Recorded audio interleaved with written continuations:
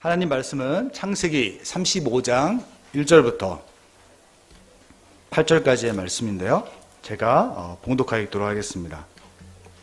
하나님이 야곱에게 이르시되 일어나 베델로 올라가서 거기 거주하며 내가 내 형 에서의 낯을 피하여 도망하던 때에 내게 나타났던 하나님께 거기서 제단을 쌓으라 하신지라. 야곱이 이에 자기 집안 사람과 자기와 함께한 모든 자에게 이르되 너희 중에 있는 이방 신상들을 버리고 자신을 정결하게 하고 너희들의 의복을 바꾸어 입으라. 우리가 일어나 베델로 올라가자. 내 환난 날에 내게 응답하시며 내가 가는 길에서 나와 함께 하신 하나님께 내가 거기서 제단을 쌓으려 하노라 하매 그들이 자기 손에 있는 모든 이방 신상들과 자기 귀에 있는 귀고리들을 야곱에게 주는지라. 야곱이 그것들을 세겜 근처 상수리 나무 아래 묻고 그들이 떠났으나 하나님이 그 사명 고울들을 크게 두려워하게 하셨으므로 야곱의 아들들을 축하하는 자가 없었더라. 야곱과 그와 함께한 모든 사람이 가나안 땅 루스 곧 베델에 이르고 그가 거기서 제단을 쌓고 그곳을 엘 베델이라고 불렀으니 이는 그의 형의 낯을 피할 때에 하나님이 거기서 그에게 나타나셨음이더라. 리브가의 유모 드보라가 죽음에 그를 베델 아래에 있는 상수리 나무 밑에 장사하고 그 나무 이름을 알론 바굿이라 불렀더라. 아멘. 오늘 통역하기가 좀 힘들죠. 네, 지명이 나오고 뭐 이름이 나와서 쉽지 않을 것 같은데. 자, 오늘 하나님의 재발견이라는 제목을 가지고 말씀을 나누겠습니다. 여러분 핸드폰 잘 사용하시나요? 우리 장경남 권사님 핸드폰을 어떻게 사용하시나요? 우리 박민수 권사님, 저는 사실 주로 이렇게 전화 받는 용도나 잘 사용을 잘 못합니다. 근데 핸드폰을 이렇게 사용하다 보면 너무 복잡해서 이렇게 버그가 일어나고 다운될 때가 있습니다. 근데 이 핸드폰은 너무 좋은 게 리셋 버튼이 있습니다. 초기화 버튼. 그래서 다시 이렇게 핸드폰을 초기화시켜서 사용할 수 있도록 하죠. 저는 우리의 삶이 이와 비슷한 것 같아요. 핸드폰이 굉장히 요즘에 복잡하고 여러 기능들이 있는 것처럼 우리의 삶도 굉장히 복잡합니다. 변화도 많고요. 그래서 우리가 참 어떻게 해야 될지 이제 복잡해가지고 굉장히 디프레스 되고 굉장히 다운되고 굉장히 힘들어할 때가 있어요. 그때마다 핸드폰을 초기화하는 버튼이 있는 것처럼 우리의 삶도 이렇게 다시 점검하고 초기화할 그런 시간들이 저는 필요하다고 생각합니다. 그래서 우리가 첫 번째 나누었던 내용이 가치의 재발견이죠. 정말 중요한 것들이 많은데 무엇이 가장 가치 있느냐, 그리고 그 가치 있는 것들을 내 삶에 가져오려면 나는 어떻게 해야 되는가. 하나님 나라보다 가치 있는 건 없죠. 그리고 그 가치를 누리는 곳은 다른 곳이 아니라 우리의 삶의 현장이다. 돌아가라. 그리고 그 가치를 누리기 위해서는 우리가 대가를 지불하고 그리고 결단해야 된다. 이런 말씀들을 여러분과 나눴습니다. 두 번째로 우리가 인간의 재발견이라는 주제를 가지고 말씀을 나눴죠. 우리가 하나님의 가치를 재발견을 했다면 그 가치를 살아내려면 내가 누구인지 알아야 됩니다. 우리 인간은 두 모습을 성경이 이야기하죠. 하나는 우리는 죄인이다. 죽을 수밖에 없는 죄인이다. 그런데 우리는 하나님의 형상으로 만들어져 있는 정말 멋진 걸작품이다. 이 두 가치가 있다고 말씀을 드렸습니다. 걸작품은 세상 사람들이 이야기하는 재료에 의해서 결정되는 것이 아니라 걸작품은 그걸 만들고 그리는 사람이 누구인가에 따라 결정되는 거예요. 세상 사람들은 잡초를 보면서 이 쓸모없는 풀 그러지만 그건 철저하게 기능적인 측면에서 그 풀을 해석한 거예요. 그런데 하나님은 기능적인 모습으로 우리를 다루지 않아요. 우리는 하나님의 거룩한 존재들이에요. 하나님의 특별한 존재예요. 재료가 중요한 게 아니에요. 얼마나 많이 소유했느냐, 얼마나 많이 배웠느냐, 얼마나 예쁘냐, 그게 중요한 게 아니라고요. 하나님은 하나님의 형상대로 만들어진 우리를 하나님의 걸작품이라고 말씀했습니다. 그러므로 비교하거나 경쟁할 필요가 없어요. 비교하거나 경쟁하면 자기를 비하하게 되고 또 자기를 우상화해서 우월하다고 생각하고 또 타인과 비교하면서 시기와 증오를 하게 되고 또 자기보다 못하다고 생각하면 무시를 하게 되는, 비교할 필요가 없습니다. 여러분 한 사람 한 사람은 하나님의 멋진 걸작품이니까요. 그리고 오늘은 이 하나님을 재발견하는 것에 대해서 말씀을 나누려고 합니다. 너무나 힘들고 어려운 삶을 살았던 야곱이라는 한 사람을 통해서 어떻게 야곱이 하나님과의 관계를 재정리했는가, 또 하나님을 어떻게 재발견했는가 같이 나누고자 합니다. 지도를 한번 잘 보실까요? 우편에 있는 지도를 보면 야곱의 일생은 딱 4곳만 알면 돼요. 4곳. 장소 4곳만 알면 돼요. 첫 번째 곳이 맨 위에 있는 곳이 밧단 아람. 수세로 해볼게요. 밧단 아람. 여기는 리브가의 고향입니다. 리브가. 야곱의 누구죠? 엄마. 야곱의 엄마인 리브가의 고향이 밧단 아람이고, 여기에 누가 살았냐면 야곱의 외삼촌인 라반이라는 사람이 살았어요. 이스라엘이 여기니까 상당히 위에 있죠? 그 다음에 이스라엘에서는 여러분이 3가지 지명만 알면 됩니다. 첫 번째 지명이 세겜. 오늘 야곱이 머무르는 곳이 이곳이죠. 세겜. 그리고 두 번째가 벳엘. 하나님이 어디로 가라 했죠? 벳엘로 가라. 그러니까 세겜하고 벳엘은 가까워요. 여기가 세겜이고 여기가 벳엘입니다.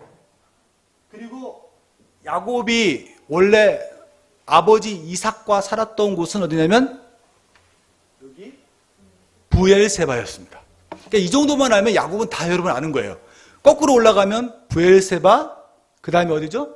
벳엘, 그 다음에 세겜, 그리고 그 위에 밧단 아람, 이렇게 기억하시면 돼요.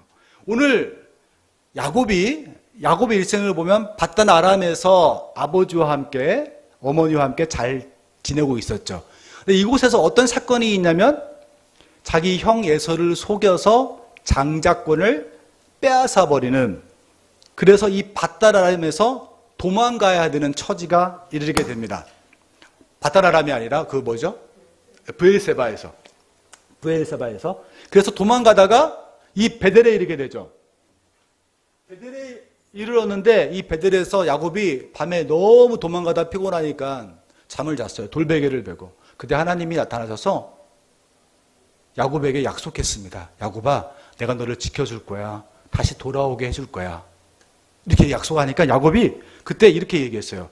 야곱이 서운하여 이르되, 하나님이 나와 함께 계셔서 내가 가는 이 길에서 나를 지켜주시고 먹을 떡과 입을 옷을 주셔서 내가 평안히 다시 이 브엘세바로 돌아오면 여호와께서 나의 하나님이 되시고 내가 이 기둥, 지금 자고 있는 돌베개 이 베델에 내가 기름을 부어서 하나님의 집을 만들고 내가 내게 주신 모든 것으로 10분의 1, 11조를 하나님께 드리겠습니다 라고 언약을 했어요.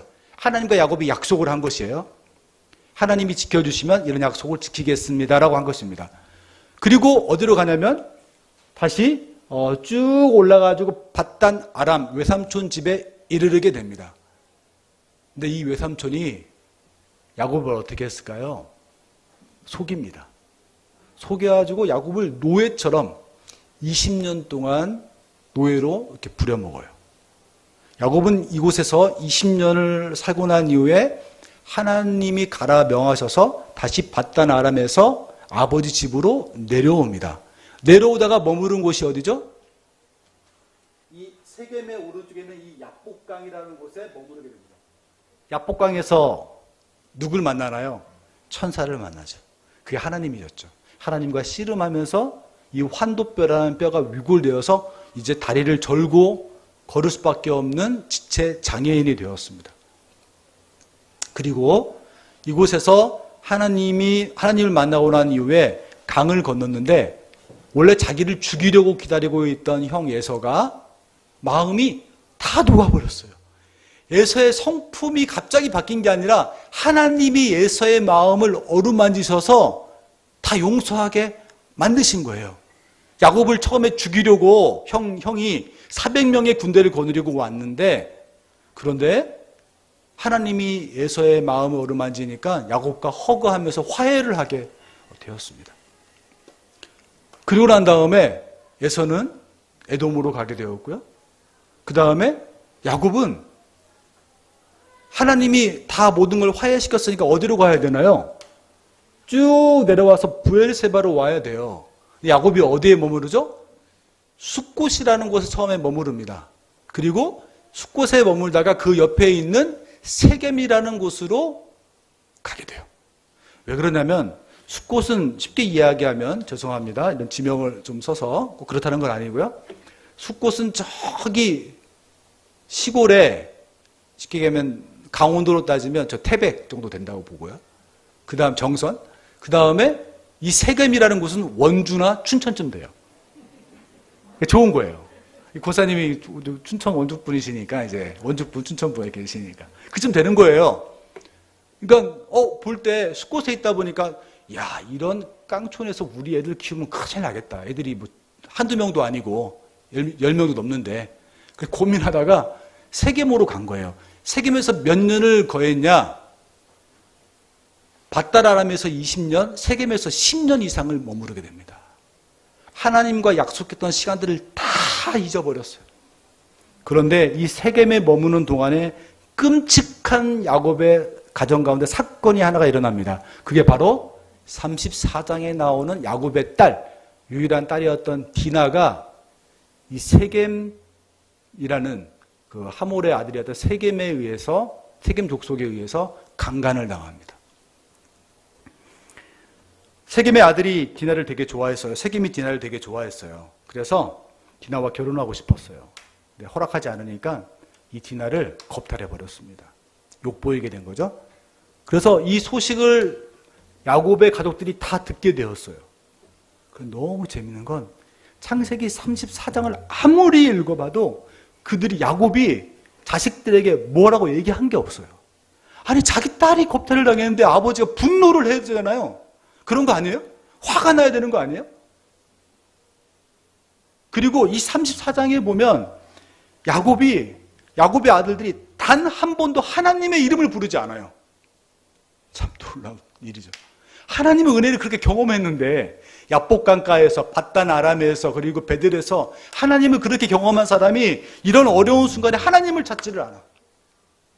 그리고 야곱은 뭘 하냐면 너무나 무력하고 무능한 아버지로 나옵니다. 세상에 자기 딸이 그렇게 욕보였는데도 불구하고 세겜 사람들한테 아무 말도 하지 못하고 자기 아들들한테도, 야, 우리가 복수를 하자, 우리가 이놈들 가만 놔두면 안 돼, 우리가 본때를 좀 보여줘야지, 이런 말이라도 해야 되는 거 아니에요? 너무 성품이 좋아서 그랬나? 그런 것도 안 해. 그러니까 이 아들들은 막 아버지의 무력과 무능에 불신을 하기 시작하는 거예요. 우리 아버지가 진짜 그럴 수 있어? 그리고 막 이 야곱은 막 너무 두려운 거예요. 사실은 야곱이 못하는 건 너무 두려운 거예요.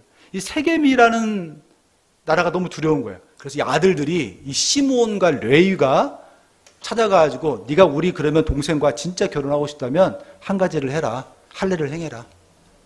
모든 남자가 다 할례를 행해야 된다. 할례를 행했어요. 3일 동안 움직이지 못하는 3일째 되는 날에 시므온과 레위가 옆에 칼을 차고 가가지고 어떻게 했을까요? 움직이지 못하는 남자들을 다 죽였습니다. 여러분, 이거 그냥 생각하면 안 돼요. 사람을 죽이면 어떻게 되죠? 칼로 찔러 죽이면 비명소리가 나겠죠. 비명소리와 텐트 주변에 온 피가 막 난자했을 거예요. 여자들은 막 울기 시작하고 사람들은 아비규환처럼 막 소리 지르면 다녔을 거예요. 그때 너무 재밌는 건 야곱은 가만히 있습니다. 그리고 야곱의 아들들이 34장 27절을 보면 야곱의 여러 아들들이 그 시체가 있는 성읍으로 가서, 시체가 이미 많았어요. 노력하였으니, 훔쳤으니 이는 그들의 누이를 더럽힌 까닭이라. 너무 재밌는 건 다른 야곱의 아들들이 그 현장을 보고 가가지고 야곱과 똑같은 행동을 해요. 시므온과 레위는 세겜을 속였죠. 다른 아들들은 야곱이 한 것처럼 훔치고 도둑질을 하기 시작합니다. 빼앗아옵니다. 그래가지고 거기서 그들이 섬기던 신상도 가져오고 양도 가져오고 울부짖고 있는 여자도 데려와서 노예로 삼고 이런 일들을 막 한 거예요. 근데 야곱은 가만히 있었어요. 야곱이 그 모습을 지켜보고 난 다음에 자기 아들들이 모든 물건도 가져오고 뭐 거기 있는 세겜에 있는 여자들도 다 데려오고 그 모습을 보고 난 다음에 야곱이 30절에서 이런 말 한마디를 합니다. 야곱이 시므온과 레위에게 이르되 너희가 내게 화를 끼쳤다. 이게 아버지로서 할 말이에요. 너희가 나에게 화를 끼쳐 나로 하여금 이 땅의 주민은 세겜의 땅의 주민들이에요. 곧 세겜과 언약을 맺었던 다른 가나안 족속과 브리스 족속에게 악취가 나게 하여도다. 그래서 그들이 어떻게 하겠다는 거예요? 나를 치러 오겠다는 거죠. 그래서 나는 수가 적은즉 그들이 모여서 나를 치고 나를 죽이리니 그러면 나와 내 집은 멸망할 것 아니냐? 아, 이게 아버지로서 할 일입니까? 근데 그 당시에는 아버지가 이런 명령을 하잖아요. 그러면 아들들이 어떻게 하냐면 네 아버지 말씀이 맞습니다. 이렇게 해야 돼요. 아버지가 말했는데 아버지한테 저항하면 그 당시에는 돌에 맞아 죽어요. 그게 문화예요.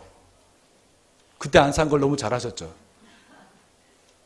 동욱이가 아빠한테 대들면 큰일 나 그때는. 지금은 이해되지만. 그랬는데 이 아들들을 보세요.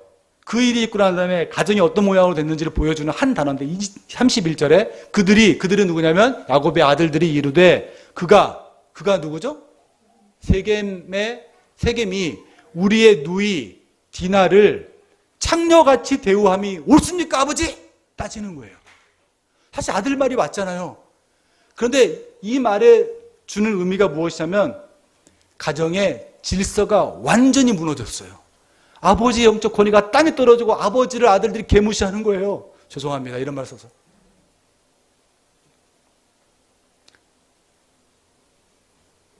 하나님이 야복 강가에서 야곱을 만나서 브엘세바로 내려가라 했는데 야곱은 브엘세바 총구석보다는 그래도 세겜이 훨씬 나으니까 세겜에 머무르면서 우리 아이를 잘 키워보고 집안도 잘 일으켜 봐야지. 여기는 뭐 일할 것도 많고. 세겜으로 갔는데 세겜에서 머무는 동안에 그에게 일어나는 일은 무엇일까요? 그에게 일어난 일은 완전히 가정이 무너지는 것, 그거밖에 없었습니다. 이것을 조금 더 현대적인 어떤 제가 언어로 좀 표현해 볼게요. 믿음의 가정에서 한 사람이 태어났습니다. 야곱처럼. 믿음의 가정에서 태어났잖아요. 그래서 믿음의 삶을 사는데 이 믿음의 열심 때문에 부득이하게 가정을 떠나게 됐어요. 떠나는 과정 속에서 하나님을 놀랍게 만나는 체험을 하고 하나님의 약속을 붙잡게 됩니다. 그리고 힘들지만 광야로 갔어요. 이 광야에서 바다나람이라는 곳에서 20년 동안 산 거예요. 정말 노예처럼 살았어요. 그렇지만 하나님의 약속이 있으니까 그 붙잡고 그냥 살았어요. 근데 하나님이 기회를 주셔가지고 엄청난 복을 누렸어요. 부자가 된 거예요. 그리고 이제 다시 집으로 돌아가야지 생각해서 집으로 가는 길에 하나님이 또 그 앞에 있는 너무나 큰 두려움이 있었는데 그 두려움을 이길 수 있는 은혜를 주셨어요. 야복 강가에서처럼. 그리고 이제 건너가려고 했는데 여기 너무 좋은 곳들이 있는 거예요. 세겜이라는 곳에. 그래.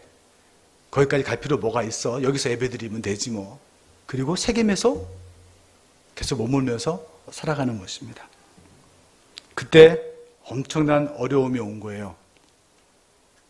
가족이 외형적으로는 부유하게 잘 사는 것 같은데 아버지와 아들 관계가 무너지고 그리고 가정이 무질서하고 그리고 그 사건으로 어떠한 큰 어려움으로 인해서 가족의 실수로 인해서 가족이 지금 다 큰 어려움을 당하는 그런 처지에 이르게 된 것입니다. 바로 그때 야곱이 하나님을 다시 만나는 것입니다.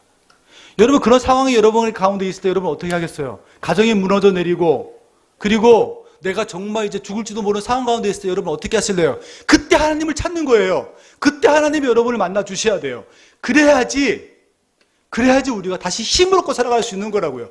오늘 하나님의 재발견은 수천 년 전에 야곱에 가면 필요한 것이 아니라 지금 우리에게 비슷하게 일어날 수 있는 그런 어려움 가운데 있다면 우리가 그 어려움들을 이기고 하나님을 다시 만나야 되는 것입니다. 그런데 놀라운 사실들은요, 야곱이 34절에서 단 한 번도 하나님을 찾지 않았다는 사실이에요. 하나님이 언제 우리를 다시 만나주시죠? 하나님이 언제 우리를 다시 만나주시죠? 하나님 마음이에요. 그게 은혜입니다, 여러분. 놀라운 사실은 1절을 보면 하나님과의 재만남은, 하나님의 재발견은 하나님께서 시작하신다는 것입니다. 1절을 읽어볼게요. 하나님이 야곱에게 이르시되, 야곱이 하나님을 부르지 않았어요. 하나님이 야곱을 찾아오셨어요. 늘 하나님은 그렇게 하셨어요. 하나님은 베델에 있을 때에도 돌베개를 베고 자고 있는 야곱이 하나님을 찾은 게 아니라 하나님이 야곱을 찾아오셨어요. 야복 강가에서도 야곱이 하나님을 찾은 게 아니라 하나님이 먼저 야곱을 찾아오셨어요. 그리고 오늘 세겜에서도 하나님이 야곱을 먼저 찾아오셨어요. 이게 하나님의 은혜예요, 여러분. 하나님은 우리가 찾는다고 오는 게 아니라 하나님의 은혜가 임하는 거예요. 여러분이 언제 예수님 믿고 싶어 믿었습니까? 하나님은 은혜로 믿은 것이죠. 그 은혜가 필요한 거예요, 지금도. 하나님이 야곱에게 이르시되, 찾아오셔서 하나님이 4개의 명령어를 말씀하십니다. 야곱아, 일어나라. Get up. 두 번째로 하나님이 베델로 올라가라. 세 번째로 하나님이 거기에 거해라. 그 올라가다 다시 내려오는 게 아니라 거기에 살아라, 거하라. 그리고 어떻게 합니까? 내 형 에서의 낯을 피하여 도망하던 때에 너에게 나타났던 하나님께 거기서 제단을 쌓아라. 4개의 명령을 말씀하시죠. 일어나라, 올라가라, 거주하라, 제단을 쌓아라. 오늘 저는 여러분과 함께 하나님을 다시 만나는 우리에게 하나님이 요구하신 이 4가지에 대해서 말씀을 하고, 우리가 또 어떤 준비를 해야 되는가 말씀 나누려고 그래요. 첫 번째로 일어나라는 말은 무슨 말일까요? 현실의 두려움과 불안, 그리고 모든 것을 떨쳐버리고, 근심걱정 떨쳐버리고 그곳에서 일어나서 나가라는 것입니다. 믿음이 뭐냐면요, 하나님 우리를 다시 불러서 일어나라 할 때 일어나는 것이 무엇이냐면, 우리를 붙잡고 있는 것, 근심과 어려움, 두려움, 그리고 염려, 걱정, 그것을 떨쳐버리고 일어나는 거예요. 믿음은 거할 곳에 거하는 것이고 거하지 말아야 될 곳을 떠나는 것이 믿음이에요. 아브라함 보세요. 아브라함 본토 직접 아비 집을 떠나는 것을 뭐라고 믿음이라고 얘기했어요. 믿음은 일어나 떠나는 거예요. 있어야 되지 말아야 될 곳들을 떠나는 것이 믿음이에요. 여러분 삶 가운데 있어야 될 곳, 잊지 말아야 될 곳 여러분 이제 기억하십니까? 어딘지 아시겠어요? 여러분이 잊지 말아야 될 곳에 있다면 떠나세요. 그 죄의 자리에서 떠나시라고요. 그게 하나님을 만나는 방법이에요. 여러분. 떠나셔야 돼요. 일어나세요, 여러분. 일어나셔야 돼요. 머물러야 될 곳, 머무르지 말아야 될 곳을 하셔야 돼요. 그리고 머무르지 말아야 될 곳에 여러분이 머물러 있다면 과감하게 일어나서 떠나셔야 돼요. 하나님은 야곱에게 그 말씀 하셨어요. 그리고 올라가라고 하셨어요. 어디로 올라가시나요? 성경에 보면 베델로 올라가라. 베델이 어떤 곳이죠? 하나님 만났던 곳. 하나님 만났던 곳을 기억하세요. 내가 떠나긴 떠나는데 어디로 가야 될지 모를 때 여러분 기억하셔야 돼요. 야곱은 하나님을 어디서 만났냐면 베델에서 만났어요. 여러분 하나님을 어디서 만났어요? 여러분 하나님 만났던 말씀 구절이 있다면 그 말씀 붙잡으세요. 로마서 8장 어디 말씀이건 요한복음 어디에 말씀이건 그 말씀 붙잡으세요. 우리는 말씀 안에 구하는 거예요. 베델로 올라가셔야 돼요. 베델은 다른 곳이 아니라 하나님을 만났던 하나님의 말씀이 있는 장소요, 하나님을 경험했던 은혜의 자리입니다. 저는 기도할 때요, 매번 이렇게 기도하는 건 아니지만 이런 식으로 기도합니다. 하나님을 초대해요. 어떻게 초대하냐? 여러분 기도할 때 그냥 눈만 감으면 기도가 되던가요? 잘 안 되잖아요. 막 잡념이 다 떠오르잖아요. 저는 그래서 기도할 때 이렇게 기도해요. 하나님, 정말 그때 하나님이 주셨던 은혜를 제가 기억하는데 그 하나님이 지금도 나의 하나님이시라면 저에게 지금 찾아오십시오. 제가 그때를 기억합니다. 하나님이 그때 주셨던 은혜를 제가 기억합니다. 하나님 다시 만나주세요. 하나님 그때 제가 힘들 때 정말 죽음의 고비에 있는 순간에 저를 만나주시고 회복시켜 주셨던 하나님 다시 오세요. 하나님 그런 분이시잖아요. 오세요. 저 하나님을 기억하는 거예요. 그게 베델의 자리로 가는 거예요. 여러분 베델로 올라가세요. 여러분 하나님 만났던 자리가 있잖아요. 하나님 만났던 경험이 있잖아요. 그 은혜를 다시 한번 사모하라고요. 그 은혜의 장소로 가라고요. 여러분 마음의 장소. 그 말씀 어느 구절이면 그 말씀 읽으라고요. 그 말씀 묵상하라고요. 그 기도회 때 하나님 만난 경험이 있다면 그 기도의 자리로 가라고요. 여러분 그게 베델로 올라가는 거예요. 하나님이 은혜 자리를 기억하세요. 그리고 하나님은 그곳에 거하라고 했습니다. 거하라는 것은 무엇이죠? 잠깐 방문하는 것이 아니라 그곳에 살라는 의미입니다. 여러분 후회하지 마시고 다시 되돌아오지 마세요. 되돌아오지 마세요. 롯의 아내처럼 소돔과 고모라를 떠날 때 그 아쉬운 마음에 뒤로 돌아보다가 소금 기둥 되지 말라고요. 그곳에 사세요. 세겜이 편하죠. 세겜이 익숙하죠. 세겜이 좋은 건 많죠. 그러나 그곳을 떠나라고 해서 떠나면 다시는 되돌아보지도 마세요. 다시는 되돌아보지도 마세요. 그게 하나님 만나는 방법입니다. 그런데 일어나라, 올라가라, 거하라 하는 것들은 다 무엇을 위해서 하라는 건가요? 베델에서 제단을 쌓아라. 제단을 쌓는다는 게 뭐죠? 하나님을 예배하는 것입니다. 하나님을 예배하는 거예요. 이 모든 것들이 하나님을 정말 예배하기 위한 거예요. 하나님을 예배한다는 건 이곳에서 하나님을 예배하는 거 예배 맞죠? 근데 하나님을 예배한다는 것은 하나님을 내 삶의 중심에 모셔두는 거예요. 하나님을 내 삶의 중심에. 불신앙이 뭐냐면요. 불신앙은 하나님 안 믿는 게 아니고 하나님을 내 삶의 저 귀퉁이에 몰아놓고 다른 것들을 중심에 두는 게 불신앙이라고요. 이스라엘 백성들은 단 한 번도 하나님을 버린 적이 없어요. 하나님도 섬겼다고요. 근데 하나님이 어디에 있어요? 저기 귀퉁이에 있는 거예요. 중심에는 지금 나에게 필요한 복을 주고 지금 나에게 필요한 재물을 주고 지금 내 삶을 형통하게 할 수 있는 것을 가운데 딱 모셔놓고 있다고요. 이게 불신앙이라고요. 하나님께 제단을 쌓는다는 건 무엇입니까? 그냥 예배드리는 게 아니고 이 예배드린다는 것은 하나님을 최고의 가치로 인정하는 거예요. 월십이잖아요. 월스. 가치 있게 여기는 것. 무엇을? 하나님을 최고의 가치로 여기는 것. 그게 예배를 드리는 겁니다. 그 예배의 회복이 있을 때 우리의 신앙의 회복이 있는 거예요. 하나님은 일어나라. 하나님은 올라가라. 하나님 그곳에 거하라. 왜? 하나님을 최고의 가치로 여기도록 하기 위해서. 이 예배의 회복이 없이는 여러분 신앙의 회복은 있을 수가 없는 것입니다. 하나님은 야곱을 찾아오셔서 그 위기 가운데 있는 야곱에게 오늘 이 네 가지의 명령을 말씀하시고 이 명령을 들었던 야곱에게 놀라운 변화가 일어나기 시작합니다. 야곱은 그 말을 듣고 난 다음에 생각해 보세요. 34장까지 등장했던 야곱의 모습은요, 진짜 무능하고 무력한 아빠예요. 세상에 자기 딸이 강간을 당했는데 단 한마디도 못하고 기껏 30절에서 한다는 이야기가 야 니들 이럴 짓 하면 내가 죽잖아. 내가 어려움 당하잖아. 이게 아버지가 할 일입니까? 그런 아버지가 하나님을 만나고 난 다음에 35장 2절에 변화가 됐어요. 자식들한테 명령을 하는데 이런 명령을 해요. 야곱이 이에 자기 집안 사람과 자기와 함께한 모든 자에게 이르되 너희 중에 있는 이방 신들을 버려라. 하나님을 예배하기 위해서 이방 신들을 버려라. 그리고 너희 자신들을 정결하게 해라. 그리고요, 너희들의 의복을 바꾸어. 의복을 바꾸어 한다는 것은 내 정체성을 바꾸는 거예요. 사람은 자기가 입는 옷으로 자기가 누군지 드러내고 싶어 하거든요. 너가 누구인지를 이제 세상에 드러내라. 그렇게 살아라. 그렇게 하고 야곱이 그렇게 했어요.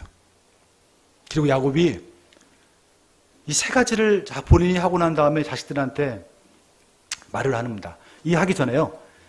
이방 신들을 버리라. 너무 재밌죠? 야곱은요. 바단 아람에서 하나님이 그렇게 야곱과 함께 하심으로 엄청난 부자를 만들어주면서 하나님을 가까이 경험한 사람인데도 불구하고 뭘 가지고 있냐면 이방 신들을 가지고 있는 게 야곱과 야곱의 가족들이에요. 재밌죠? 교회 다니면서 여전히 점집 가는 거가 똑같은 거예요. 여전히 점집 가는 거다고.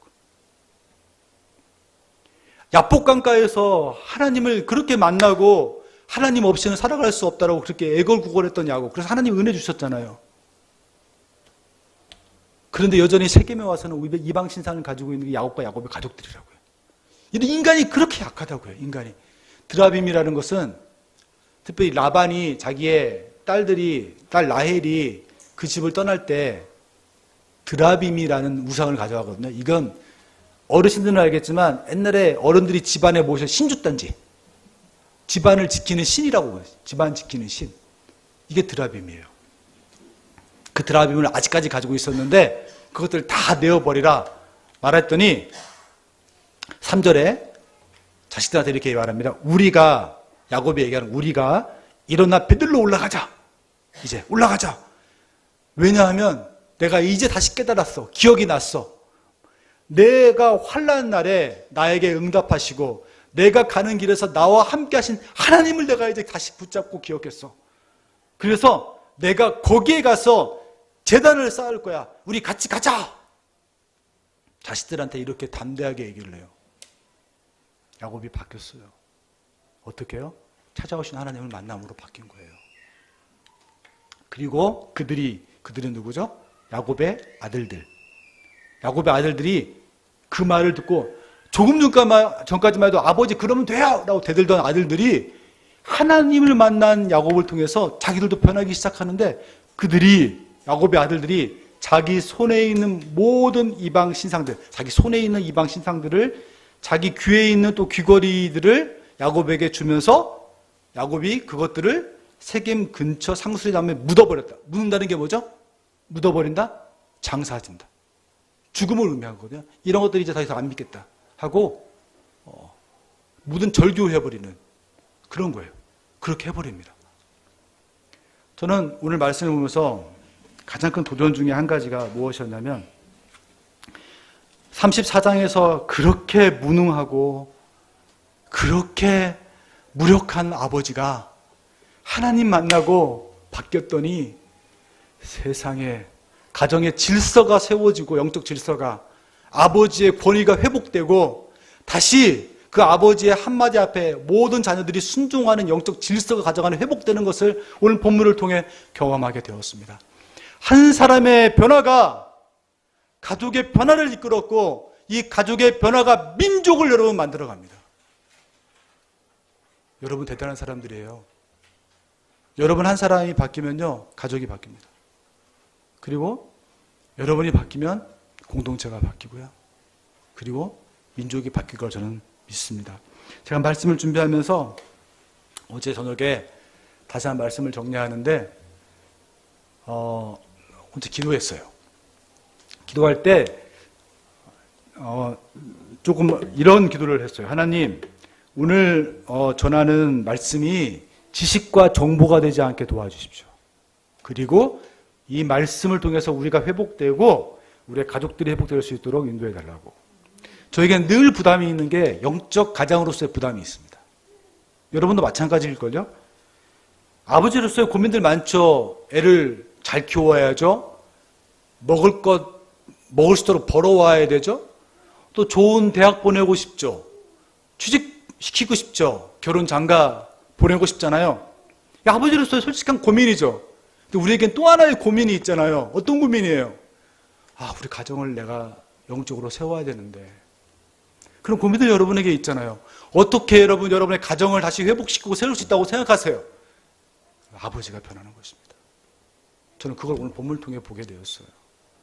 아버지가 바뀌면 되더라고요. 아버지가 바뀌었더니 그 한 사람이 바뀌었더니 가족이 바뀌고 공동체가 변화되기 시작한 것입니다. 내가 바뀌면 가족이 바뀝니다. 내가 바뀌면 내가 속한 공동체가 바뀝니다. 하나님이 기뻐하지 않는 것들 여러분 다 묻어버리세요. 그리고 올라가세요 베들로. 그리고 예배자로 여러분 서십시오. 모든 것이 바뀔 것입니다. 하나님은 거기에서 멈추셨나요? 하나님이 그러고 난 다음에 그들이 누구죠? 야곱과 야곱의 가족들이 떠났으나 하나님이 그 사면 고울들로 크게 두려워하게 하였으므로 야곱의 아들들을 추격하는 자가 없었더라. 그 당시의 문화는 복수의 문화예요. 지금도 아랍 가면 이에는 이, 눈에는 눈이잖아요. 아랍에 가면요, 누굴 만약에 죽였다가 나도 죽여야 되는 거예요. 복수. 이 복수의 문화가 들끓는 사회 속에서 세겜 족속을, 우리 형제를 죽였는데 가만히 있는다? 있을 수 없는 일이에요. 그들의 성품이 갑자기 좋아졌나요? 아니요. 성경에 보니까 하나님이 그 사명 고울들로 두렵게 함으로 야곱과 야곱의 가족들을 보호하시고 지키는 복을 주셨습니다. 한 사람이 하나님 앞에 서면 하나님이 그 가족을 지키세요. 한 사람이 하나님 앞에 서고 그 공동체가 바뀌면 그 공동체는 하나님이 반드시 지키십니다. 거기서만 멈춘 게 아니라 하나님께서 9절부터 12절을 보면 야곱 가족에게 하나님이 복을 주시고 야곱의 이름을 다시 한번 이스라엘로 회복시켜 주시고 그리고 아브라함과 이삭에게 약속했던 언약을 야곱을 통해 이룰 것을 하나님 다시 한번 약속해 주십니다. 언약이 회복된 것입니다. 이게 야곱에게 있었던 진정한 변화와 축복이었습니다. 저는 이제 말씀을 마치면서 사실 오늘 말씀을 준비하면서 굉장히 고민이 많았어요. 두 본문을 가지고. 오늘 본문, 이 본문하고 또 하나의 본문은 역대하 33장에는 문하세가 누군지 아세요? 문하세가 히스기야, 이스라엘 백성 히스기야의 위대한 왕입니다. 왕의 아들입니다. 히스기야는 굉장히 위대한 왕이었는데 그의 아들 문하세는 개판 5분 전에 삶을 살았어요. 남유다에서 가장 오랫동안 다스리는 왕이 문하세 왕이거든요. 몇 년? 심지어 55년.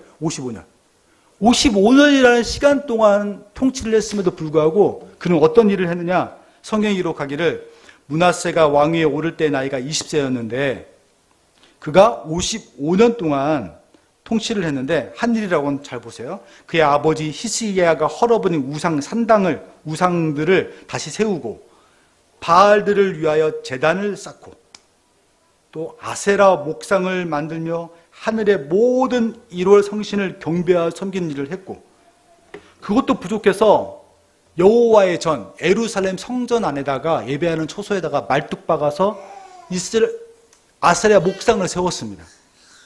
그리고 그것도 부족했는지 흰놈의 아들 골짜기라는 곳에서 그의 아들들을 불 가운데로 지내가면서 자기 아들을 제물로 바치는 끔찍한 일들을 했던 왕이 문하세 왕이에요. 그래서 이 문하세가 얼마나 악한 일을 했는지 하나님이 유다와 예루살렘 주민이 문하세의 꾀임을 받고 악을 행한 것이 여호와께서 이스라엘 자손 앞에서 멸하신 모든 나라들보다도 더욱 심하였다. 이렇게 평가를 하는 왕이에요. 근데 너무 대단한 건 이 왕이 히스기야 왕의 아들이라는 거예요. 아이고야. 근데 그 왕을 하나님이 가만두시겠어요? 하나님이 아수르의 군대를 보내서 문하세를 포로로 잡아갑니다. 그곳에서 문하세가 성경에 보니까 열왕기서는 안 나오는데 역대하에서는 회개하고 겸손하게 하나님께 은혜를 간구하는 기도를 드리기 시작합니다. 12절이에요. 문하세가 환난을 당하여 그의 하나님 여호와께 간구하고 그의 조상들의 하나님 앞에 크게 겸손하여 기도하였으므로 하나님이 문하세 왕의 기도를 받으시며 문하세 왕의 간구를 들으시사 문하세가 예루살렘에 돌아와서 다시 왕위에 앉게 하십니다. 이게 하나님의 은혜예요. 문하세는 자격이 없다니까요. 그런데 어떻게 하죠? 문하세가 그제서야 어떻게 했다고요? 여호와께서 하나님이신 줄을 알았더라. 이렇게 말합니다. 너무 재밌는 건, 자, 보세요. 죄송합니다. 역사를 얘기할게요. 히스기야가 있고요. 여기 문하세가 있고, 문하세의 아들인 아몬 왕이 있고, 그 다음에 왕이 누구냐면 요시야 왕입니다. 이스라엘의 가장 위대한 왕이 다윗, 히스기야, 요시야예요. 그래서 생각해보세요. 히스기야 밑에서, 그 위대한 왕 밑에서 이 망나니 같은 문하세가 나왔고, 이 문하세 밑에서 더 망나니 같은 아몬이라는 왕이 나왔어요. 근데 이 아몬이라는 왕, 할아버지, 아버지한테 배울 게 하나도 없는 이 두 왕 밑에서 그 위대한 요시야 왕이 나왔다고. 어떻게 가능했냐면, 문하세가 바벨론에 포로로 끌려가고 난 다음에 하나님께 돌아와서 약 6년 정도 살다가 죽거든요. 그 6년 살아다 죽는 동안에 누가 태어나냐면 아몬에게서 요시야 왕이 태어납니다. 이 문하세가 돌아온 다음에 하나님이 진짜 하나님인 것을 알고 하나님께 기도를 했잖아요. 이 할아버지가 이 아몬에게서 태어난 요시야를 봤더니 이 아버지 밑에서 일단 큰일 나겠는 거예요. 이 요시야를 데리고 기도하고 말씀을 가르친 것입니다. 그래서 요시야가 불가사의하게도 이 아몬이라는 왕, 아버지 그 악한 왕 밑에서 위대한 왕이 될 수 있었던 것입니다. 여러분, 한 사람의 작은 변화, 므낫세의 변화. 이 변화가 가문을 회복시켰어요. 아니, 이 므낫세의 작은 변화가 이스라엘 민족을 다시 회복시켰다고요. 이게 하나님의 재발견의 은혜입니다. 하나님, 우리는 다시 만나야 됩니다. 여러분, 일어나십시오. 그리고 여러분, 올라가십시오. 그리고 거기서 거하십시오. 왜? 하나님을 하나님으로 인정하기 위해서, 하나님께 예배하기 위해서 다시 여러분 제단을 쌓으셔야 됩니다. 그때 하나님께서 여러분에게 놀라운 은혜를 허락해 주실 것입니다. 우리 한 사람의 변화가 우리 가정을 일으킬 수 있습니다. 그리고 우리의 변화가 우리 공동체를 변화시키고 우리 사회를 변화시킬 수 있습니다. 그런 놀라운 믿음의 재발견, 하나님을 재발견하는 은혜가 저와 여러분 가운데 있기를 주님의 이름으로 축원해 드립니다. 다 같이 우리 찬양할까요? 주신 말씀을 한번 기억하면서 우리 아바 아버지 같이 찬양하도록 하겠습니다.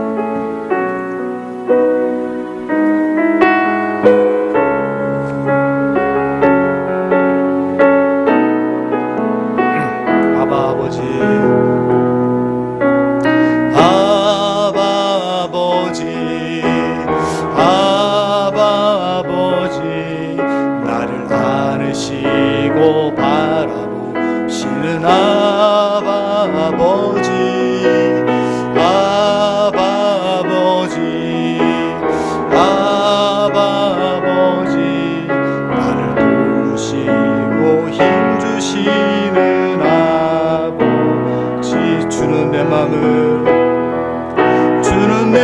맘을 고치시고 볼 수 없는 상처 만지시네. 나를 아시고 나를 이해하시네. 내 영혼 새롭게 세우시네. 같이 기도합시다.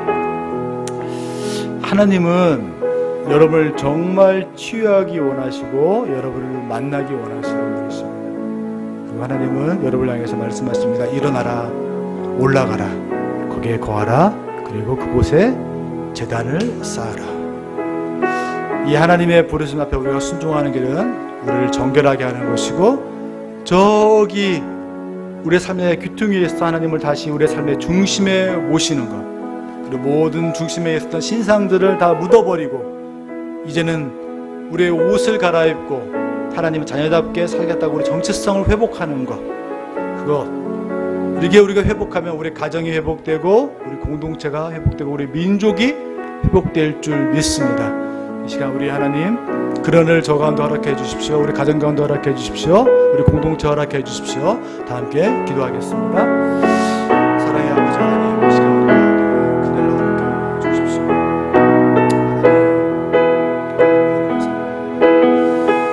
하나님, 정말 므낫세와 같은 사람들, 정말 범절자의 것과 같은 인생도 아버지 하나님 만나주시고 하나님 그를 회복시켜 주시는 것처럼 아버지 하나님 나를 만나주시고 아버지 하나님 나에게도 은혜를 허락하여 주시고 공동체를 허락하여 주셔서 아버지 하나님 우리를 통하여서 우리의 가정이 변화되고 우리의 가정을 통하여서 우리 공동체가 우리 민족이 변화될 수 있는 큰 꿈을 꿀 수 있도록 도우시며 인도해 주옵소서.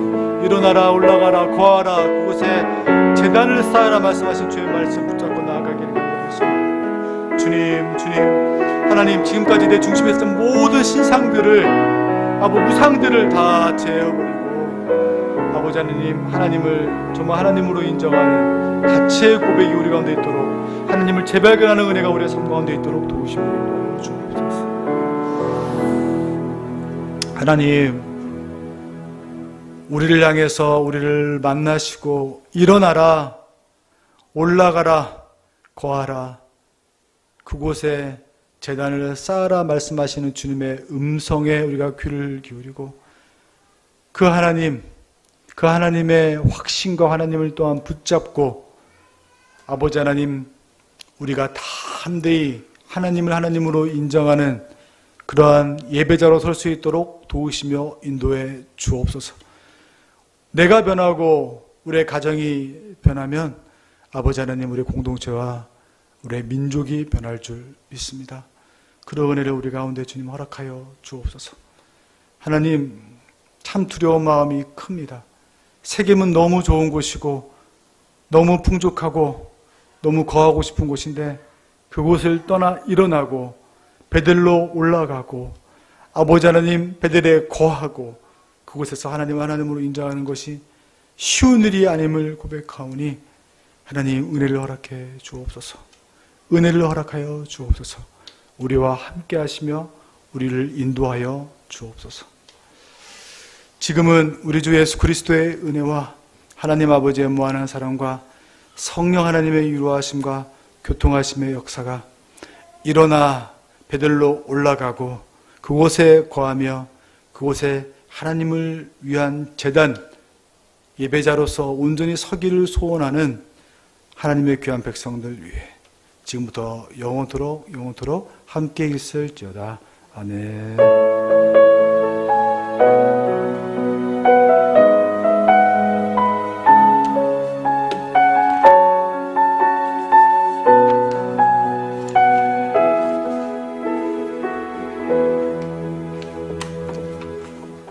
이것으로 저희 예배를 다 마쳤고요. 잠깐 수화교실을 이제 최유주 자매님 화장실 긴장하셨나 보요.